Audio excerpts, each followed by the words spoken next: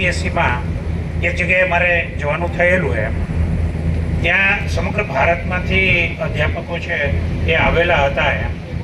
ને એ અધ્યાપકોની સાથે મારે જ્યારે વાત થઈ એમ કે સાહેબ તમે યુપી અને બિહાર છે ત્યાંથી વધુમાં વધુ આઈએએસ અને આઈપીએસ ઓફિસર્સ આવે છે, તો એનું કારણ શું એમ? તો એણે બહુ સરસ જવાબ આપ્યો એમ. હું પણ એક અધ્યાપક તરીકે ત્યાં ગયેલો હતો પેપરના કામગીરી માટે એમ.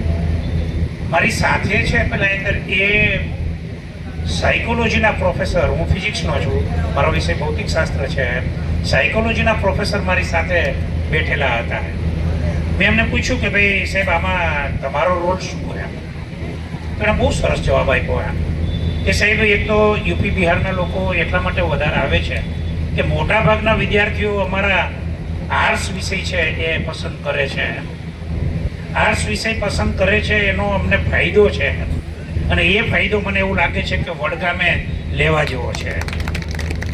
એમણે ખૂબ સારી વાત કરી એમ કે સાહેબ તમે ગુજરાતની અંદર કદાચ જેમ પશ્ચિમના વિકસિત દેશો છે, અમેરિકા જેવા દેશો એમ કદાચ ભારત માટે વિકસિત રાજ્ય હોય તો એ ગુજરાત રાજ્ય છે.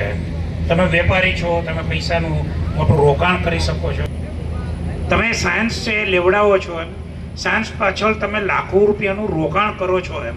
કદાચ એ ડૉક્ટર થશે ત્યાં સુધીમાં તમારે કરોડ રૂપિયાનું રોકાણ કે 50 લાખનું રોકાણ કે 20 લાખનું રોકાણ છે એ ઓલરેડી થઈ ગયું હશે. હવે તમે વેપારી છો, 20 લાખ રૂપિયાનું તમે રોકાણ કરો તો સ્વાભાવિક રીતે તમે એનો 5% વ્યાજ નહીં પણ બેંક કરતાં પણ વધુ વ્યાજ છે એની ગણતરી કરો એટલે સમાજ સેવાની વાત છે એ કેટલી થશે એ તમે વિચારી શકો છો. એની સાથે સાથે એણે જે વાત કરી કે સાહેબ આર્ટ્સ છે એનો ફાયદો શું છે?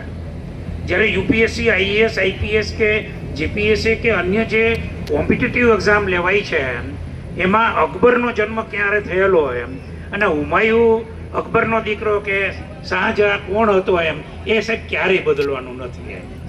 12મા ધોરણની અંદર જે વિદ્યાર્થી